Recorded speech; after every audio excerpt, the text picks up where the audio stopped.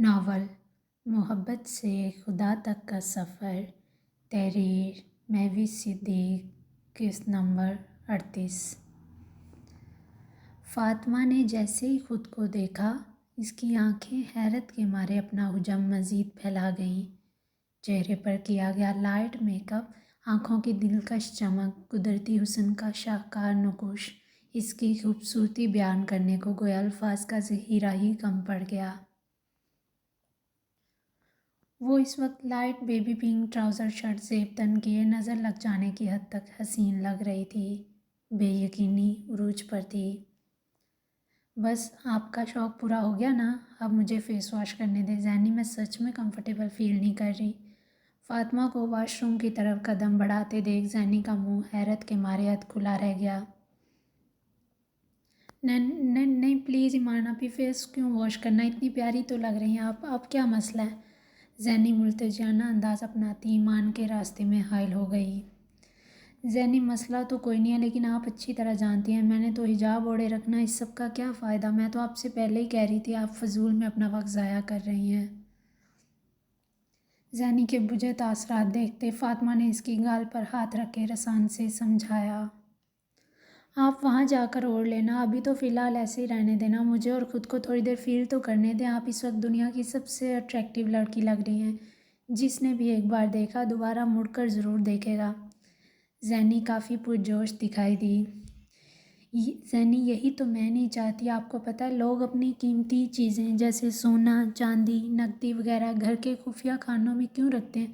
تاکہ وہ لوگوں کی نظروں میں نہ آ سکیں، رائٹ؟ زینی نے بنا کچھ کہے اس بات میں سر ہلا دیا۔ عورت بھی اللہ تعالیٰ کی ایک نایاب تخلیق ہے، اسے بھی اپنا آپ مخفی رکھنا چاہیے تاکہ کسی ایرے گہرے کی ان پر نظر نہ ٹکے۔ یہ اللہ تعالیٰ کا ہم پر احسان ہے کہ انہوں نے ہمیں اس قابل سمجھا۔ کمرے کے اندر آتے عفان نے فاطمہ کی باتیں سنی تو پل بھر کے لیے چونک سا گیا، اس نے فاطمہ کا چہرہ تک نہیں دیکھا تھا۔ آپ کی ساری باتیں بالکل ٹھیک ہیں ایمان آپی، عفان بھائی۔ ان دونوں کو کمرے کے وسط میں کھڑا دیکھ عفان اپنی جھکی نگاہوں سمیت ڈریسنگ روم کی طرف بڑھنے ہی لگا تھا کہ اچانک اسے اپنے تعاقب سے زینی کی آواز سنائی دی۔ اس کے بڑھتے قدموں کو فوراً بریک لگ گیا۔ عفان کا ذکر سنتے فاطمہ ایک جھٹکے سے واپس پلٹی۔ آپ ہی بتائیں ایمان آپی، اس گیٹ اپ میں بری لگ رہی ہیں کیا؟ یہ تو ابھی فیس واش کر کے مجھ بیچاری کی 2 گھنٹے کی محنت ضائع کر دینی نہ چاہتی ہیں۔ فاطمہ کی تمام تر گھریوں کو نظر انداز کرتے زینی نے منہ سوڑتے نیا شکوہ جاری کیا۔ عفان کے لب بے ساختہ دھیمے سے مسکرا دیے، اس کی نگاہیں اس وقت فاطمہ کے چہرے کا ہی طواف کر رہی تھیں۔ عفان بھائی مجھے بھی ریڈی ہونا، میں چلتی ہوں، پلیز آپ انہیں فیس واش مت کرنے دینا، اور ہاں ایمان آپی کو یاد سے جیولری بھی پہنوا دیجیے گا۔ بات کے دوران اچانک زینی کی نگاہ گھڑی کی طرف اٹھی تو وہ اس کا رد عمل جانے بنا ہی مصروف لہجے میں گویا ہوتی فوراً کمرے سے باہر چلی گئی۔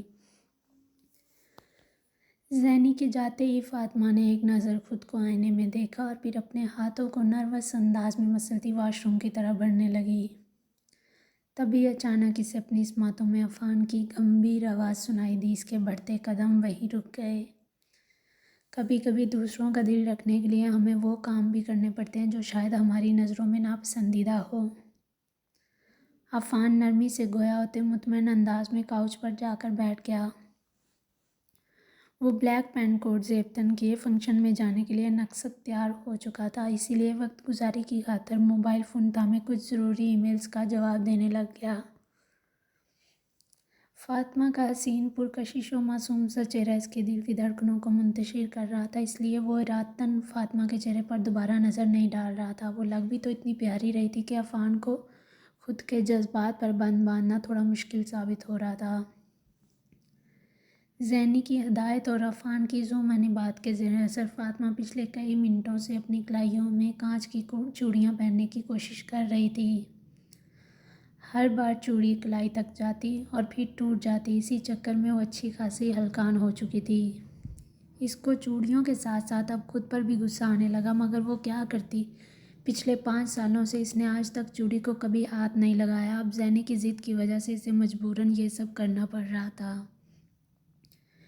1 منٹ فاطمہ، میں ہیلپ کر دیتا ہوں، اس طرح آپ کو چوٹ لگ جائے گی۔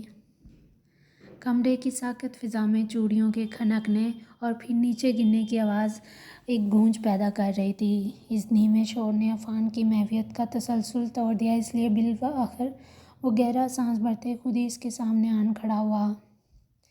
ڈریسنگ مرر کے سامنے ٹوٹی چوڑیوں کا ڈھیر جمع ہو چکا تھا، مگر ابھی تک ایک بھی چوڑی اس کی کلائی کی زینت نہ بن سکی۔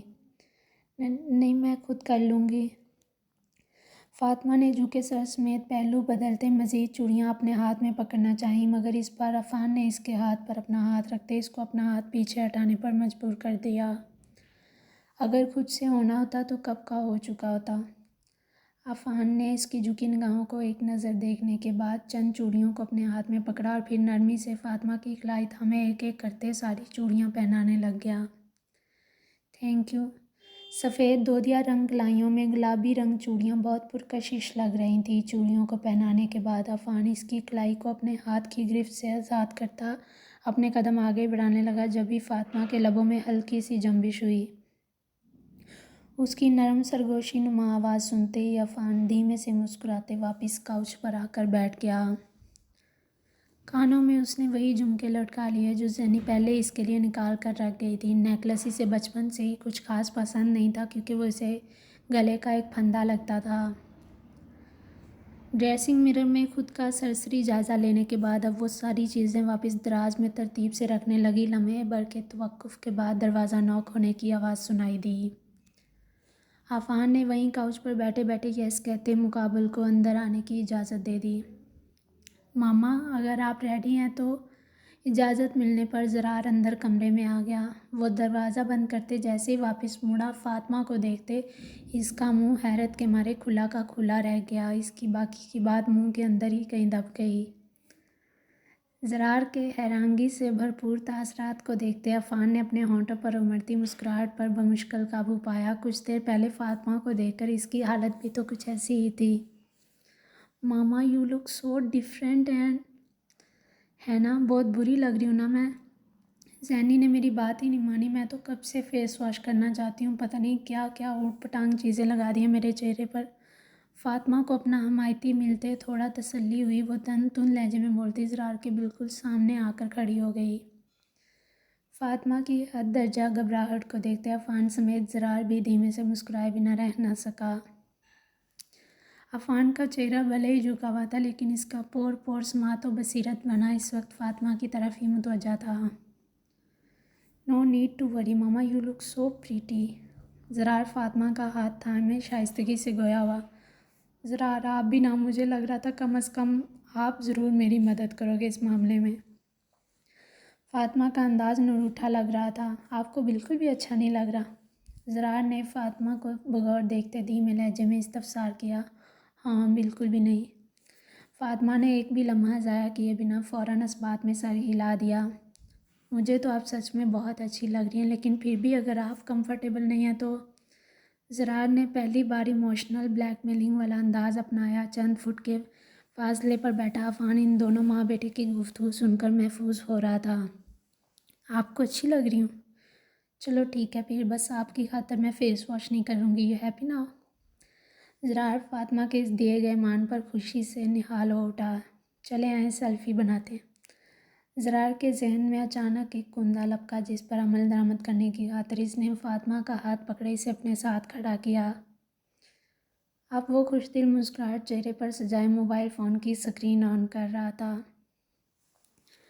عفان نے زرار کو اتنا خوشگوار موڈ میں پہلے کبھی نہیں دیکھا تھا۔ جب سے اس نے فاطمہ کو خلوص دل سے قبول کر کے ماں کا درجہ دیا تب سے اس کے چہرے کی خوشی دیدنی تھی۔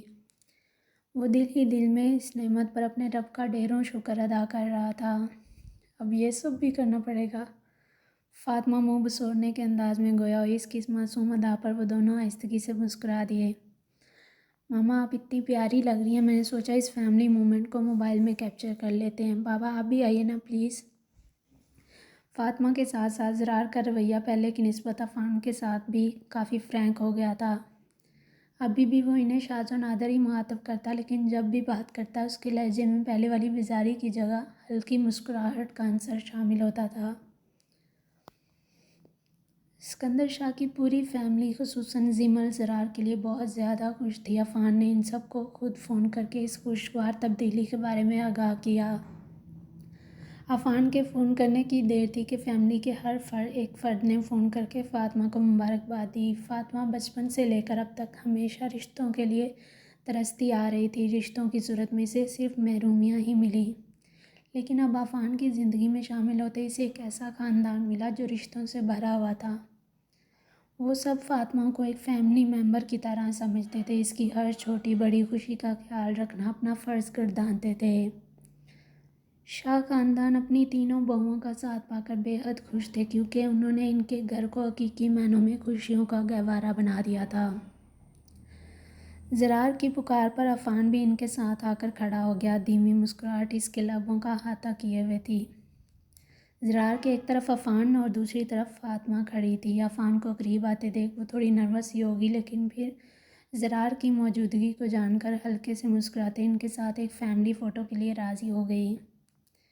کتنے سالوں بعد فاطمہ نے آ کر ان کی ادھوری فیملی کو پورا کر دیا۔